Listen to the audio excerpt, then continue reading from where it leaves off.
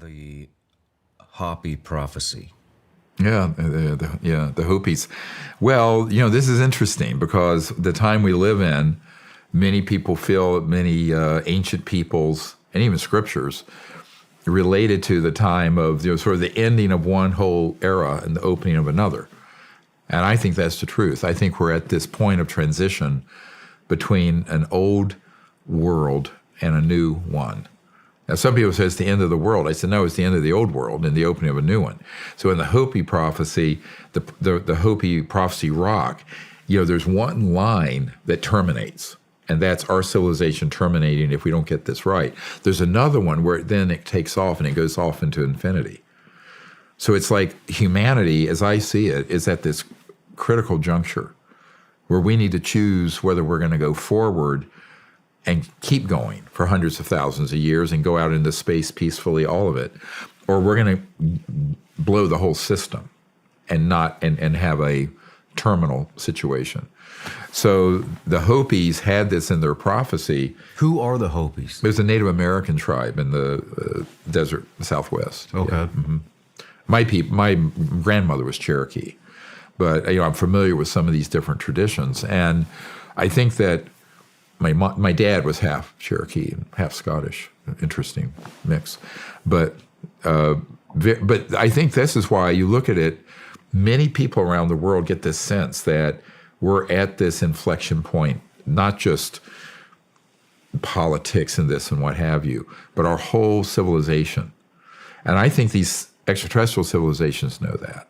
They know that we could get into a lot of bad trouble and have things happen that will be extinction level events if we're not careful. On the other hand, they know that if we came together and were, for once in our history, did the right thing peacefully, we could transition to a civilization that literally will be interstellar. Maybe not in my lifetime, but in probably your children's. Wouldn't that be something? Yep. Oh, yeah. I have no doubt. We certainly have the means to do it, the technological. Do you have hope? You think we're going to get there? Oh, I do. I wouldn't be doing this if I were a pessimist. I mean, I think it's going to be a bumpy ride. I mean, a smooth transition would have been before I was born, when the ETs warned Truman and Eisenhower to make the transition.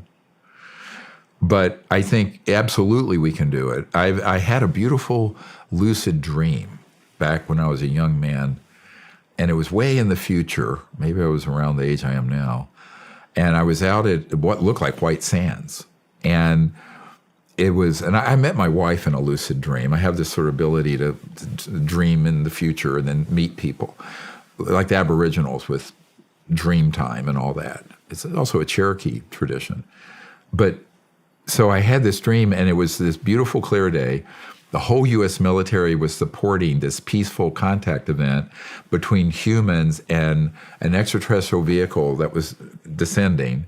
And there was a very ancient ET elder that came out of it. And it was televised globally, and the whole world saw it. And, it was nothing scary about it. It wasn't like some scary thing. It was a very beautiful thing. So when I had that vision and dream, I said, well, that's one possible future. Now there are other possible futures. And this gets into the almost a spiritual question, is the exercise of free will by humans, individually and collectively. Now, I chose to leave my medical career to do this at great difficulty. But everyone can make their own decision here. Are you going to write to your member of Congress if you're someone involved in these covert projects? Are you going to come forward or not? These are all moral decisions as I see it. Spiritual and moral, ethical. Everyone thinks morality is, the peccadillos of men having affairs. I mean, no. That's what, in the Middle Ages was considered the foibles and silliness of humanity. We're talking real moral choices here. What are you going to do when you find out there's an issue like this, and are you going to step up to the plate to fix it? So it's a moral question, an ethical question for the Congress, the president, all of us, and I think every citizen here and around the world. Because remember, these same projects have assets parallel, not as big, in the United Kingdom, Australia, Brazil, other countries, no question. I was going to ask that if there were any Japan. foreign, Oh, yeah. companies that are involved in this. Oh, many. And this whole committee that deals with it is like a little UN on its own. It's definitely international. I know for a fact. Man, It's global. interesting stuff. Yeah, it's global. And scary, you know. And Well, they are scary, but they're not that many. So here's the thing, is what I tell people. The vast majority of everyone on Earth, the vast majority of everyone in legitimate governments of the Earth would be on the side of what we're advocating if they know the facts, the evidence. So that's what we have to put in front of them and hope people make the right choice. That's all I can do. I'm nobody. I'm a private civilian, retired from medicine.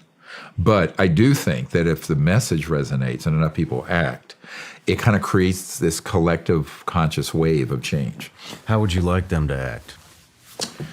I think that the leaders, the public needs to just get involved with this and write to their leaders and point them to the assets that we've handed off, the Disclosure Project Intelligence Archive, and ask for open hearings. I think the classified hearing process needs to end. We need to go to open hearings. And I know that's what Congressman Burchett and Comer, the chair of the Government Oversight Committee, and I understand the Speaker of the House all think there should be open hearings on this. The risk there is that they all get gaslit, like I was talking about. But this is where the public needs to weigh in and say, don't be fooled by this other disinformation trajectory that's going to be put in front of you.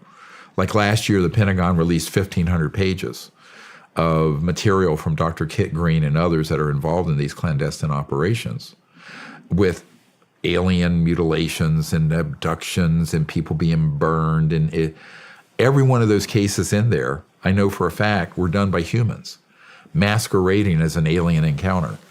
So the risk of having people at the National Security Council and the Congress being deceived because they have no information is very great.